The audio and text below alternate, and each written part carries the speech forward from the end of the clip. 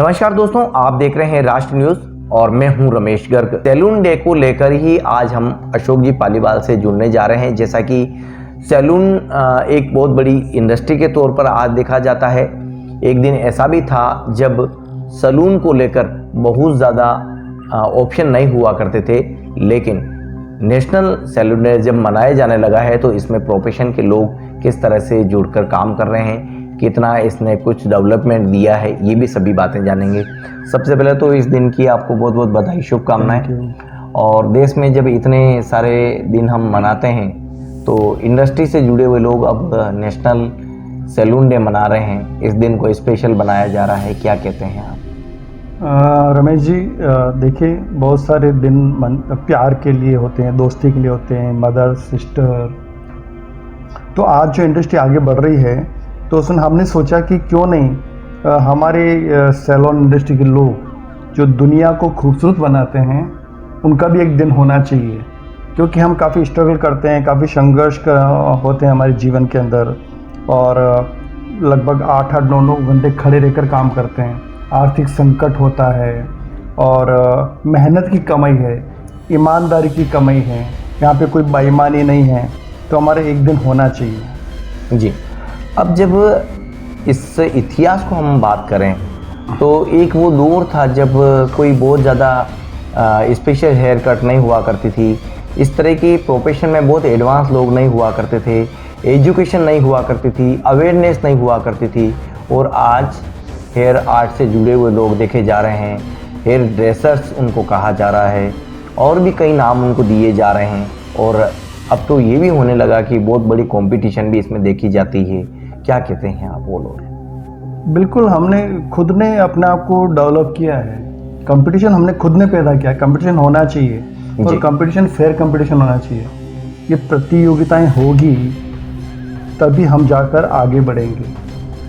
और आज हम पूरी दुनिया में हेयर ड्रेसर जो होता है, कुछ सालों पहले देखें तो बाल काटना एक छोटा धंधा समझा जाता था, बिजनेस था, पर आज के धंधे को हम सैल्यूट करते हैं कि वाह ग्रेट बिजनेस है, बहुत ही अच्छा बिजनेस है, जहाँ पर हमें अपने काम पे प्राउड होता है जी। हम पूरी मानव सभ्यता को बहुत ही खूबसूरत बनाते हैं, सजाते हैं, संवारते हैं, एक अच्छा इंसान बना देते हैं। उनका जो प्रेजेंटेशन है, आत्मविश्वास है, उनको अपना पे प्राउड होता है जब हमारे सैलून से बाहर जाते हैं। तो हमारा बिजनेस मतलब सलाम करने लायक है और इसकी कद्र होने लगी है। वो इसीलिए होने लगी कि हमने एजुकेशन ली है, हमने मेहनत की, हम सब लोगों ने, और पूरे वर्ल्ड लेवल पे की। और हिंदुस्तान में ख़ास तौर से तो बार्बर समाज है, उनको छोटा समझा जाता था शादी के लिए या और किस रिश्ते के लिए, या कोई जाति आधार पे गाली देना कि छोटा काम है। पर आज वो हिम्मत नहीं होती है। आज हमने हेयर ड्रेसिंग को बहुत ही अच्छे लेवल पे हम सब लोग मिलकर लेकर गए। उसमें महत्वपूर्ण रोल है एजुकेशन का। एक दौर था जब महिलाओं के लिए भी हेयर कट को लेकर के बहुत ज़्यादा पहचान नहीं मिला करती थी, लेकिन अब इसमें जितना हम पुरुष के लिए हेयर कट को, एडवांस्ड हेयर कट को देख रहे हैं, उतना ही महिलाओं के लिए भी सैलून से जुड़े हुए विभिन्न तरह के जो हम सेगमेंट देखते हैं, या यूँ कह सकते हैं कि हेयर कट के स्पेशल स्टाइल वो सब देखते हैं। इसको लेकर आप क्या कहते हैं उनको रोजगार की दृष्टि से? बिल्कुल, समाज में जब महिलाओं को वोट का अधिकार मिला, महिलाओं को समानता मिली, बराबर का हक मिला, प्रॉपर्टी में हक मिल रहा है, वो मिलिट्री में जा रही है, पुलिस में जा रही है, बड़ी बड़ी अधिकारी बन रही है, एजुकेशन ले रही है, हेल्थ में है, एजुकेशन में है, हर डिपार्टमेंट में महिलाएं हैं। तो इस पार्ट में भी काफ़ी महिलाओं का अपना वर्चस्व हो चुका है। महिलाओं की भागीदारी सैलून इंडस्ट्री में बहुत ही महत्व रखती है और इसीलिए जब महिलाएं घर से बाहर निकलेगी तो उनको हेयर कट की आवश्यकता होगी, उनको वैक्सिंग की आवश्यकता होगी, उनको आईब्रो की ज़रूरत होगी, उनको मेकअप चाहिए, उनको आईब्रोज चाहिए। तो उसके लिए सैलून तैयार है जी। सैलून में आएंगी तभी उनका प्रेजेंटेशन सही होगा। तो जब समाज के अंदर सामाजिक रूप से, राजनीतिक रूप से, आर्थिक रूप से जब महिलाओं को समानता दी जाती है, तब हमारी सैलून की इंडस्ट्री वो भी बढ़ती है। जी इस क्षेत्र में भी महिलाएं काफ़ी आने लगी है। बहुत ही अच्छी हेयर ड्रेसर है महिलाएं, बहुत ही अच्छी मेकअप आर्टिस्ट हैं, तो महिलाएं किसी से कम नहीं हैं। जी बाकी काफ़ी कुछ चेंज है, केवल बाल काटना सैलून का काम नहीं है, पूरी बॉडी का ग्रूमिंग करना है, बॉडी की केयर करना है। हम एज ए ट्रीटमेंट करते हैं, तो टॉप टू बॉटम जी जैसे हम बॉडी की सर्विस सेंटर है हमारा जो सैलून है, जी तो वो उससे स्वास्थ्य के दृष्टिकोण से भी हम सोच सकते हैं कि अच्छा स्वास्थ्य रहता है यदि आप सैलून में आएंगे तो। जी अनवांटेड हेयर चले जाएंगे, आपकी स्किन की जो ट्रीटमेंट्स है वो होंगे, आप नीट एंड क्लीन लगेंगे, आप बहुत खूबसूरत लगेंगे, आप में एक बहुत ही बड़ा कॉन्फिडेंस निकल कर आएगा। जी तो कहीं आए हैं। अब हम बीते समय की बात करते हैं तो हालांकि हमने भी उस समय वो हेयर कट करवाया जब ब्लेड नहीं हुआ करती थी, तब एक रेजर आता था। फिर कुछ धीरे धीरे उसमें ब्लेड का भी वो ऑप्शन आया। ब्लेड में भी कई तरह के ऑप्शन आ गए कि आपको एडवांस ब्लेड रेजर मिलने लगे। तो ये जो छोटी छोटी जानकारियां हैं दर्शकों से आप साझा करिए, क्या है? देखिए, इतिहास को खंगालेंगे तो आवश्यकता आविष्कार की जननी है, एक बहुत बड़ा एक कोटेशन है। जैसे जैसे आवश्यकताएं बढ़ती गई वैसे वैसे डेवलपमेंट होते गए। जब ब्लेड नहीं था तब भी हमारे पास एक वेपन था जी, एक टूल्स था जी। जिससे हम शेविंग बनाते थे। वो टूल्स नहीं था, उसके पहले हमारे पास पत्थर था, उसको भी शार्प करके शेविंग बनाई जाती थी, कटिंग की जाती थी। उस वक्त हमारे पास पत्थर था या लकड़ी थी या और वेपन्स हम तैयार करते थे। तो सौंदर्य के लिए हर काल में, हर ऐतिहासिक युग में कुछ न कुछ डेवलपमेंट्स होते रहे हैं, और आज इसीलिए हम बहुत ही अच्छे मुकाम पर पहुँचे हैं।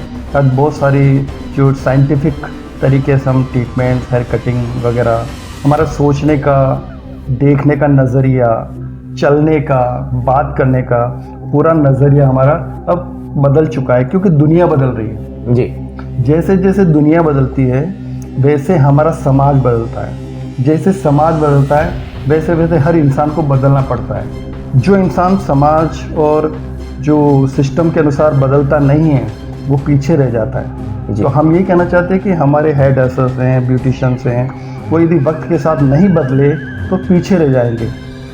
एक जो समझदार लोग कहते हैं ना, अपनी लकीर को बढ़ाइए, दूसरे की लकीर को मिटाने की कोशिश मत कीजिए। आप दूसरे की लकीर को मिटाएंगे तो खुद मिट जाएंगे जी, आप कभी आगे नहीं बढ़ पाएंगे। तो आपको आगे बढ़ना है, आपको आगे बढ़ना है तो आपको पढ़ना है, एजुकेशन लेना है, प्रशिक्षण लेना है। और प्रशिक्षण एक दिन नहीं, लगातार लगातार लगातार, क्योंकि हमारे जो इंडस्ट्री के काफ़ी जो भी इंडस्ट्री में काम कर रहे हैं या नई जनरेशन आ रही है, काफ़ी कुछ लोग ये सोचते हैं कि यार एक बार सीख लिया तो काफ़ी है, तो वो ज़्यादा पैसा खर्च करना नहीं चाहते, यहाँ पे इस जगह इन्वेस्टमेंट नहीं करते हैं। शादी में, मृत्यु भोज में, अपने कुछ दूसरे घरेलू कार्यक्रम में वो मोबाइल के ऊपर, अपनी बाइक के ऊपर, अपनी कार के ऊपर, अपने घर के ऊपर बहुत सारा पैसा खर्च करते हैं, परंतु एजुकेशन पे खर्च नहीं करते हैं। मैं नहीं कह रहा कि सब नहीं करते हैं जी, अब करने लगे भी हैं, पर अब तक जो नहीं कर रहे हैं उनको सोचना चाहिए कि आप शिक्षा पर खर्च नहीं करेंगे, शिक्षा के लिए एक बजट नहीं बनाएंगे तो आप पीछे रह जाएंगे। जी, तो सभी को ये सोचना चाहिए कि शिक्षा पे एक बजट हो, एजुकेशन, प्रशिक्षण पे एक बजट हो, तभी ये से जो नेशनल सैलून डे हम मना रहे हैं, इसलिए मना रहे हैं कि ब्यूटी इंडस्ट्री एक हो, हम एक हो के काम करें और एक हो के आगे बढ़ें। जब हम एक हो के आगे बढ़ेंगे तो केवल मैं आगे नहीं बढ़ूंगा, पूरा देश, पूरा भारत, सारे धर्म, सारे जाति, सभी लोग आगे बढ़ेंगे, क्योंकि हमारे सैलून में सभी तरह के लोग आते हैं, सभी धर्म और जाति के लोग आते हैं। उनके जेब में पैसा होगा तो हमारा सैलून चलेगा, देश में शांति होगी तो हमारा सैलून चलेगा, देश एक होगा तो हमारा सैलून चलेगा। तो एकता का महत्व बहुत है। हमारे सैलून को चलाने के लिए देश की अर्थव्यवस्था अच्छी होनी चाहिए, देश की पॉलिटिक्स अच्छी होनी चाहिए, देश का सोशल पार्ट अच्छा होना चाहिए, तभी जाकर हमारा सैलून डेवलप हो पाएगा। जी। तो क्योंकि उससे हर चीज़ एक दूसरे से जुड़ी हुई है।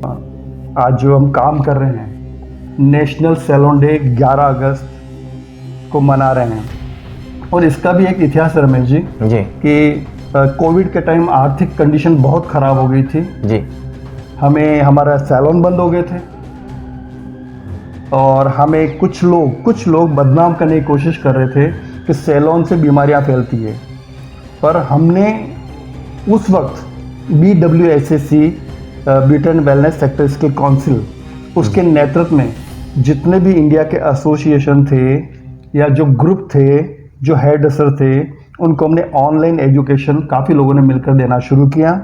तो हमने अपने सैलून को स्वच्छ, सुंदर और कोरोना विहीन सैलून बना दिया, एंटी कोरोना, कि हमारे यहाँ पे कोई बिल्कुल हम सेफ्टी के हिसाब से सब स्वास्थ्य का ध्यान रखते हुए हम काम करेंगे।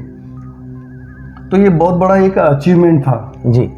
और उसके बाद परंतु दूसरा एक पहलू ये है कि उस वक्त हमारी सभी की सैलून बंद होने से आर्थिक स्थितियाँ पूरी, क्यों, उसका कारण है कि हम रोज़ कमाते हैं, रोज़ खाते हैं, ईमानदारी से काम करते हैं। सैलून इंडस्ट्री में कोई बेईमानी नहीं है, कोई भ्रष्टाचार नहीं है। लगभग 8 से 9 घंटे हम खड़े रहते हैं और काम करते हैं, मेहनत करते हैं, और हमारा रेट कार्ड बना हुआ होता है। कस्टमर रेट कार्ड देखता है और रेट कार्ड के आधार पर हमें पे करता है। यहाँ तक कि हमें डिस्काउंट भी उसको देना पड़ता है। उससे GST मांगते तो GST भी हमें नहीं देता है। तो कस्टमर कहता है कि मुझे आपको इतने में काम करना तो कीजिए, बाकी मैं दूसरे सैलून पे करवा लूँगा। इस पूरे सेगमेंट में जो कुछ कहा गया है, इसको लेकर आप क्या कुछ सोचते हैं? चैनल के कमेंट बॉक्स में अपनी राय ज़रूर दीजिए।